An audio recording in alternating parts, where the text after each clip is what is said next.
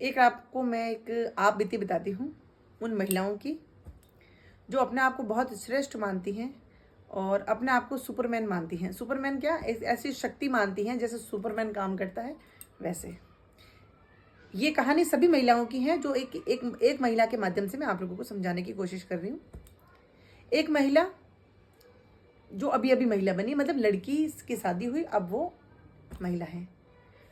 वो बहुत पढ़ी लिखी है, बहुत पढ़ी लिखी है, लेकिन जैसे ही उसकी शादी होती है वो घर में परिवार में आती है, देखती है कि घर में इतने लोग मेंबर हैं और इतना बड़ा घर है, तो घर में मेड लगी होगी तो कि वो 4-5 हज़ार रुपये वो लेती है, तो वो ये सोचती है कि ये काम तो मैं ही कर लूँगी, तो मेड को फ्री कर दो। मेड को फ्री कर दिया। फिर पढ़ी लिखी है, फिर उसने देखा कि जॉब पे जाना चाहूँ, मैं जॉब करूँ। जॉब करने की सोची तो उसको लगा कि घर में काम प्रॉपर नहीं हो रहा है, तो मैं जॉब छोड़ देती हूँ, मुझे कहाँ कमी है, घर में तो सब कुछ अच्छा है। वो जॉब भी छोड़ देती है। फिर वो घर की हर चीज़ एक सुई से लगाकर पूरा महल चमकाने की कोशिश में लग जाती है। पूरा हर चीज़ साफ करनी, डस्टिंग, बर्तन साफ करने, किचन साफ करना, कमरे साफ करने, कपड़े साफ करने, सब कुछ साफ करती है। फिर वो एक दिन माँ बन जाती है। अब बच्चे हो गए, काम वही है, काम कुछ नहीं हुआ, घर वही, सदस्य वही, काम वही, उसके साथ में एक और नई जिम्मेदारी बच्चों की। बच्चा भी उसके ही गले। एक बच्चा जब जन्मा, बहुत से रिश्तों में बदलाव आया। एक हस्बैंड पिता बना, सास ससुर दादा दादी बने, एक घर के लड़की जो कुंवारी है वो बुआ बनी, और एक लड़की जो महिला जो माँ बनी। रिश्ता सबका चेंज हुआ, लेकिन जिम्मेदारी एक माँ के ऊपर है। अब पूरे घर को चमकाने के साथ साथ में बच्चे की परवरिश भी। वो होते होते अब बच्चा 3-4 साल का हो गया, बच्चा स्कूल जाने लगा, तो बच्चे की जिम्मेदारी भी, पढ़ाई की जिम्मेदारी भी उसी की।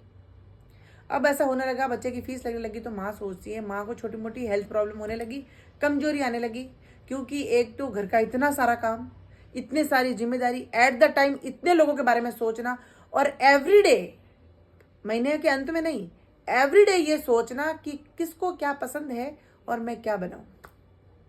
ये रोज की, दिन में 3 बार सोचना पड़ता है। फिर वो खुद के बारे में नहीं, खुद को क्या पसंद है, कुछ नहीं, उनको क्या पसंद है, सास ससुर को क्या पसंद है, पति को क्या पसंद है, बच्चों को क्या पसंद है, वो रोज की सोच, बनाना, खिलाना, खुद का पेट भरने के लिए खा लिया। अब एनीमिया होने लगा, शरीर में कमी आने लगी, तो हेल्थ इश्यू होने लगे, तो किसी को नहीं कहना। छोटा मोटा दर्द तो थकान होती है, छोटा मोटा दर्द तो होता है।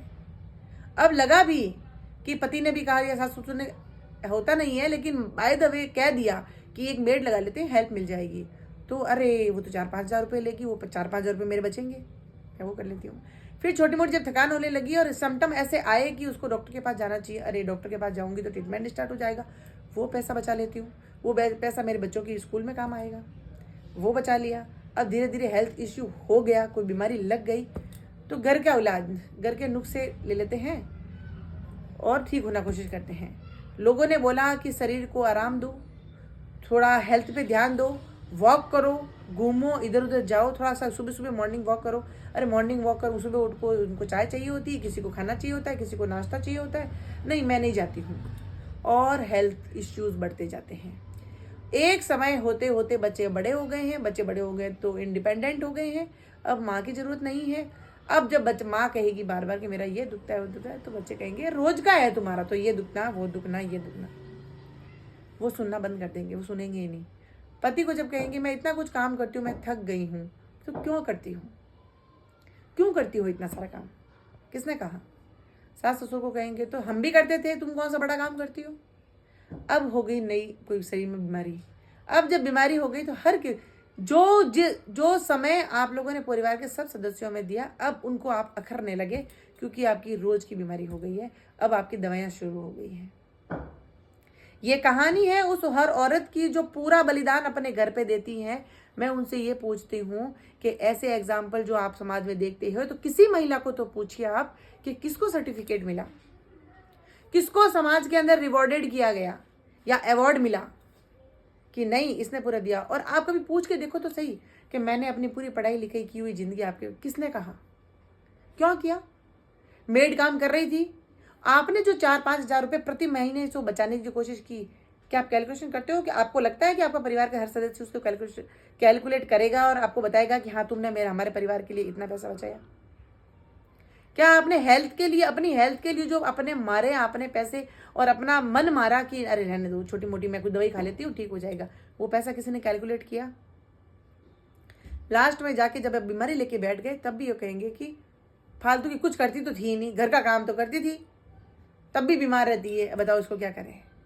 उन सभी महिलाओं को इस कहानी के माध्यम से मैं समझाना चाहती हूँ, अच्छी बात है और आप आपको कैपेबल समझती हैं और आप आपको जिम्मेदार समझती हैं और जिम्मेवारी उठाती हैं, तो सबसे पहले है आपकी हेल्थ, सबसे पहले है खुद का समय। अगर आप सबकी जिम्मेदारी उठाती हो तो ये उनकी भी रिस्पॉन्सिबिलिटी है कि वो आपका समय में आपके काम के अंदर हाथ बटाएं। जो काम वो कर सकते हैं वो तो कर ही सकते हैं। ये जो आप घर चमकाने की कोशिश में जो अपनी जो जिंदगी खराब कर देती हो और अपनी किस्मत खराब कर देते हो ना, इसीलिए उन सबको मैं कहना चाहती हूँ, वक्त रहते आप लोग संभल जाओ, वक्त रहते अपने को समय दे दो, हेल्थ को सबसे ऊपर रखो। हेल्थ में इश्यू होने लगे तो सबसे पहले, क्योंकि ये जो आपको दिया है, आप अगर शरीर की कद्र नहीं करते हैं तो भगवान का अपमान है। भगवान ने आपको एक शरीर दिया है, मंदिर जैसा शरीर दिया है, सबसे पहले इसको निरोगा रखिए। कोई आपको अवार्ड नहीं देगा, कोई सर्टिफिकेट नहीं देगा, कोई आपको समाज में सम्मानित नहीं करेगा और कहेगा कि किया ही क्या है, घर का काम तो हर कोई कर लेता, हर औरत करती, कौन सा बड़ा काम किया है?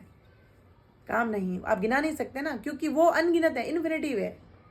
वो आप जब तक जियोगे तब तक करोगे। इसीलिए सबसे पहले हेल्थ, अगर आपको लगता है हेल्थ इश्यू होने लगे हैं, उसी समय सटीक डिसीजन लीजिए, चेकअप करवाइए। अगर डॉक्टर ने कहा है आपको बाहर वॉक करना चाहिए, घूमना चाहिए, आराम करना चाहिए, मेडिटेशन करना चाहिए, एक्सरसाइज करनी चाहिए, तो you must have to do, करनी चाहिए आपको। हम अगर है ना कहते हैं कि काम प्यारा होता है, ये चाम किसी को प्यारा नहीं होता। चाम का मतलब चमड़ी, आपका शरीर किसी को प्यारा नहीं है। आप जो काम कर रहे हो, आपने जो जिम्मेदारियां उठाई है, इसीलिए आप अच्छे हो। और ये शरीर ठीक नहीं रहा तो कोई भी अपना नहीं है। इसीलिए जिस दिन ये शरीर ने आपका साथ छोड़ दिया ना, आपका कोई साथ नहीं देगा। शरीर सबसे पहले है, स्वास्थ्य सबसे पहले है। शरीर में कोई भी रोग नहीं होना चाहिए। और टाइम सबको देते हुए खुद के लिए सबसे पहले एक समय निकालो कि ये समय मेरे खाने का है, ये समय मेरे सोने का है और ये समय मेरी पढ़ाई का है। पढ़ाई को भी यूटिलाइज करना है, समझदारी काम में लेनी। इसीलिए सोचे समझे, खुद के लिए समय दें, फिर आप चाहे सभी के लिए समय दें, लेकिन खुद के लिए भी जीना सीखें।